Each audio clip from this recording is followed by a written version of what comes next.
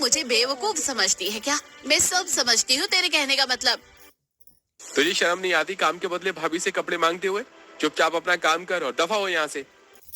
अपने बड़े भाई और भाभी की डांट सुनकर ज्योति उनका कमरा व्यवस्थित करके अपनी छोटे भैया भाभी रिया और आकाश के कमरे में जाती है, जहाँ आकाश कंबल ओढ़े बेड पर बैठा लैपटॉप में ऑफिस वर्क कर रहा होता है और रिया उसके बगल में बैठी अपने नेल पेंट कर रही थी। रूम से अटैच बाथरूम में जाकर ज्योति वहां रखे गीले कपड़ों के ढेर में से जैसी रेशमी साड़ी उठाती है वैसे उसके पास आकर रिया, तुझे पता भी है ये साड़ी पूरे 20,000 की है, तो जरा प्यार से धोना, अगर जरा सी भी फट गई ना तो तेरी खैर नहीं। ज्योति ने रिया की बात का जवाब नहीं दिया और कपड़े धोने लगी। ज्योति की जिंदगी उसकी माँ के मायके जाने के बाद ऐसे ही कट रही थी। वो अकेले घर का सारा काम करती और सबकी लाते बातें सहती।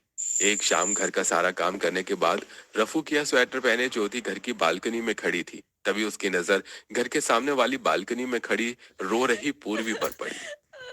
पूर्वी भाभी, क्या हुआ? आप रो क्यों रही है?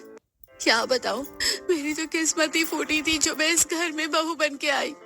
क्या हुआ, आप ऐसा क्यों बोल रही है?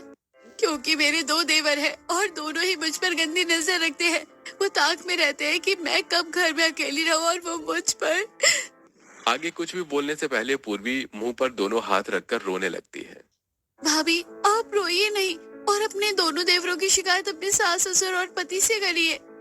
मैंने सबसे उनकी शिकायत की, लेकिन ना मेरा पति सुनता ना मेरे सास ससुर। मैं क्या करूं समझ में नहीं आ रहा। मेरी जिंदगी नर्क हो गई है। वो दोनों बातें कर ही रही थी तभी पूर्वी के छोटे देवर विक्की की आवाज आती है। भाभी, किससे बात कर रही हो? यहाँ आओ। पूर्वी जैसे ही अपने देवर विक्की की आवाज सुनती है तुरंत घर के अंदर चली जाती है। उसके जाने के बाद अपने घर की बालकनी में खड़ी ज्योति। हे भगवान, देवर भी ऐसे होते हैं क्या? मुझे तो पता ही नहीं था देवरों की अपनी भाभीयों पर इतनी गंदी नजर होती है। तभी हॉल में सोफे पर बैठे तुषार। अरे आज पूरा दिन बालकनी में खड़े रहकर बतियाने का इरादा है क्या, या बाजार जाकर सब्जियां भी लानी है? बस अभी जा रही हूँ पापा। हड़बड़ाई ज्योति तुरंत बालकनी से नीचे उतरकर जल्दी जल्दी जल्दी तेज कदम बढ़ाकर घर के पास वाली सब्जी मंडी तक पहुंच जाती है और वहां ज्योति सब्जी वाले से सब्जियां खरीद कर घर वापस लौट ही रही होती है कि तभी उसकी नजर एक हाथ से अपने 6 महीने के बेटे को गोद में लिए और दूसरे हाथ से सब्जियों से भरा थैला लिए विमला पर पड़ती है। तभी विमला के हाथ से थैला छूट जाता है और सब्जियां इधर उधर फैल जाती हैं। देवर जी, सब्जियां उठाने में मेरी मदद करो। विमला के पीछे खड़े भुट्टा खा रहे उसके तीनों देवर टोनी, हरीश और ललित। अरे हम क्यों मदद करें, खुद कर लो, दिख नहीं रहा कि हम भुट्टा खा रहे हैं? विमला पर तरस खाकर ज्योति उसके पास जाकर जमीन में फैली सब्जियां इकट्ठी करके थैली में भरने लगती है। तभी मेरे 3 देवर हैं, फिर भी एक भी मेरी मदद नहीं कर रहा। तीनों तमाशा देख रहे हैं और तुम अनजान होकर भी मेरी मदद कर रहे हो। इसमें कौन सी बड़ी बात है दीदी? इंसान होने के नाते इतना तो कर ही सकती हूँ ना। तुमने मेरी मदद की तो मैं तुम्हें एक सलाह दूंगी, तुम कभी भी देवरों से भरे ससुराल में शादी मत करना। क्या दीदी, आप भी? ज्योति को पता ही नहीं चला कि कब जमीन में बिखरी सब्जियां उठाते हुए स्वेटर की जेब से उसका पर्स निकलकर वहीं गिर गया। जमीन में बिखरी सब्जियां थैली में इकट्ठा करके विमला को थैला देने के बाद ज्योति, अब मैं चलती हूँ। इतना बोलकर ज्योति अपने घर की तरफ चल देती है और विमला अपने घर की तरफ। तभी जमीन में पड़ा ज्योति का पर्स उठाकर निर्मल उसका पीछा करने लगता है। निर्मल से अनजान ज्योति घर पहुंच जाती है और हॉल की लाइट बंद देखकर, लगता है घर पर कोई भी नहीं है, सब बाहर गए हुए हैं। बोलती हुई ज्योति सबसे पहले घर का मेन डोर अंदर से अच्छी तरह से बंद करती है और फिर लाइट का स्विच ऑन करके किचन में जाकर साथ लाई सब्जियां फ्रिज में रखने लगती है। तभी उसका पीछा करते हुए उसके घर तक पहुंच दरवाजा खटखटाते हुए निर्मल, अरे कोई है, दरवाजा खोलो। फ्रिज का दरवाजा खोले किचन में खड़ी ज्योति। अब इस वक्त कौन आ गया? घर पर तो कोई भी नहीं है, मैं नहीं खोल रही दरवाजा। काफी देर तक निर्मल दरवाजा खटखटाता रहता है लेकिन ज्योति दरवाजा नहीं खोलती और हार मानकर निर्मल वहां से जाने लगता है। तब तक ज्योति के सभी घर वाले भी वापस आ जाते हैं और उसे वहां से जाता हुआ देख लेते हैं। अपने बड़े भैया के दरवाजा खटखटाने और आवाज लगाने पर ज्योति किचन से आकर दरवाजा खोल देती है। हॉल में इकट्ठा होकर वो सभी, वो लड़का कौन था ज्योति?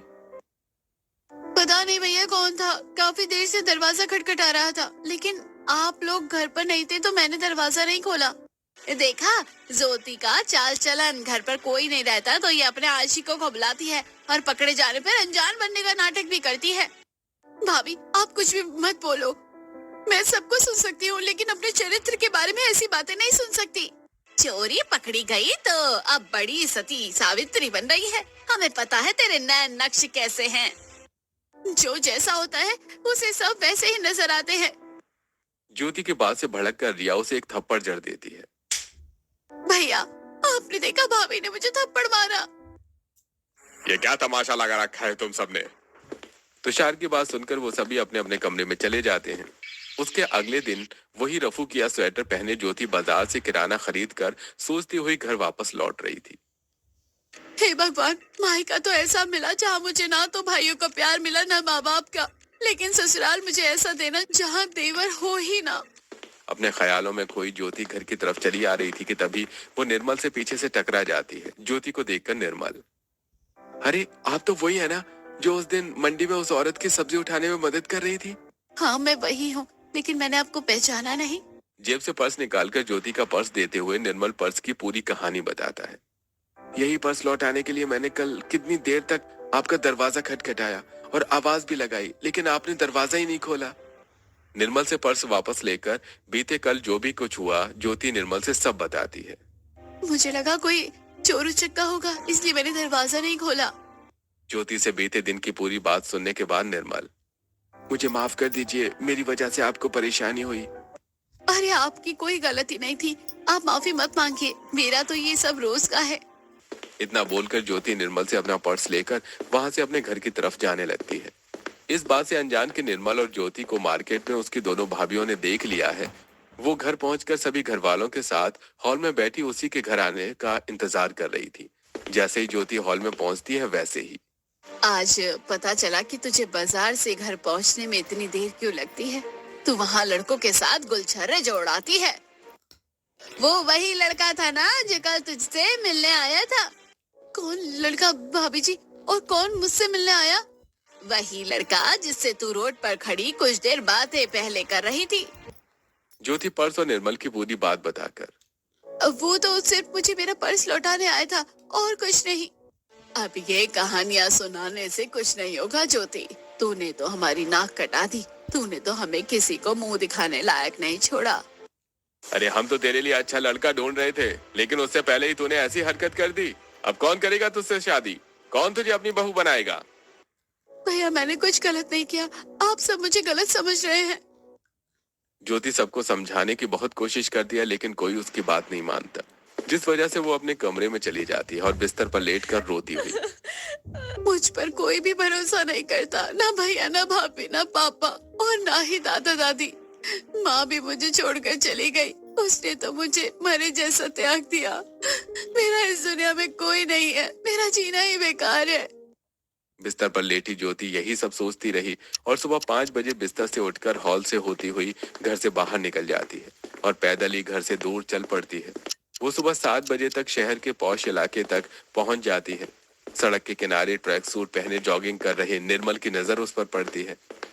अरे आप इतनी सुबह यहाँ क्या कर रही हैं? ज्योति निर्मल को अनदेखा और अनसुना करके वहां से आगे बढ़ जाती है। तभी सामने से ट्रक आ जाता है। ज्योति उससे टकराने वाली ही होती है कि तभी निर्मल भागकर उसके पास जाता है और उसका हाथ पकड़कर उसे ट्रक के सामने से खींच लेता है। अरे कहाँ खोई हुई हो तुम? सामने से आता हुआ इतना बड़ा ट्रक दिखाई नहीं देता तुमको? मुझे सब दिखाई दिया, लेकिन अब मुझे जीना नहीं है, मर जाने दो। आखिर ऐसा क्या हुआ जो अब तुम्हें जीना नहीं है? ज्योति निर्मल से अपनी आप बीती सुनाती है और उसकी सारी बातें सुनने के बाद, ये सब मेरी वजह से हुआ है, मैं इसे सॉर्ट आउट करूंगा, चलो मेरे साथ। निर्मल पास से गुजर रहे ऑटो को हाथ देकर रोकता है और ज्योति को उसमें बिठाकर उसे उसके घर ले आता है। हॉल में बैठे उसके सभी घर वालों के सामने, आप लोगों ने जिसकी वजह से अपनी बेटी, अपनी नंद, अपनी पोती, अपनी बहन को गलत समझा, वो शख्स मैं हूँ। और आप भी जैसा सोच रहे हैं वैसा कुछ भी नहीं है, मैंने सिर्फ उसकी मदद की थी। सफाई देने की जरूरत नहीं है, हमें पता है कि कोई भी लड़का किसी लड़की की मदद क्यों करता है, हमने भी दुनिया देखी है, हमें बेवकूफ मत समझो। अगर आप यही सब सोचते हैं तो ठीक है, मैं आप सबके सामने ज्योति को अपनी पत्नी स्वीकार करता हूँ। जो करना है करो हमारी भला से।